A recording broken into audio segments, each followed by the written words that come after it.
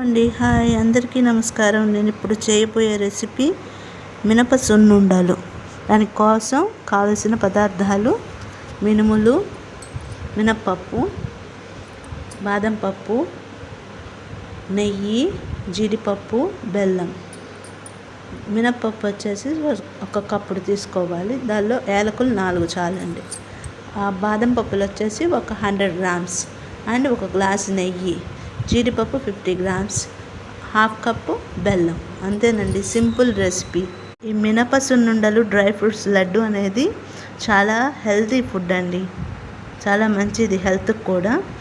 ఇది dry fruits, మినప్పప్పు అన్నీ కలిసి ఉంటాయి కాబట్టి హెల్త్కి బాగా మంచిది. ఇప్పుడు మనము ఈ మినపప్పుని నెయ్యి వేసుకొని కొంచెం దోరగా వేయించుకోవాలి, అంటే బ్రౌన్ కలర్ వచ్చే వరకు వేయించుకోవాలి. తర్వాత జీడిపప్పు, బాదం పప్పు రెండు కలిపి ఇంకొంచెం నెయ్యి వేసుకొని వేయించుకొని ఉంచుకోవాలి. ఈ మూడింటిని కలిపి మిక్సీ పట్టాలి, పౌడర్ లాగా చేసుకోవాలి. ఇప్పుడు మనం ఈ విధంగా మినపప్పుని గోల్డెన్ బ్రౌన్ వచ్చే విధంగా వేయించుకొని ఉంచుకోవాలి. బాదం పప్పు, జీడిపప్పు కూడా ఈ నేతిలో వేయించుకొని ఉంచుకోవాలి. రెండు కలిపి మనం పౌడర్గా చేసుకోవాలి.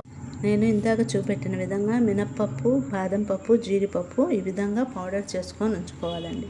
ఉంచుకొని దీనిలో కొంచెం కొంచెంగా నెయ్యి వేసుకుంటూ లడ్డూలు కట్టుకోవాలి.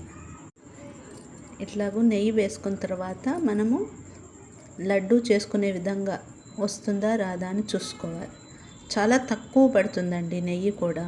బెల్లం తురిమేసుకొని జీడిపప్పు, బాదం పప్పు, మినప్పప్పు ఇట్లా ఈజీగా కట్టుకోవచ్చు. చాలా మంచి రెసిపీ. దీనిలో బెల్లం వేస్తాం కాబట్టి ఐరన్ ఎక్కువ ఉంటుంది.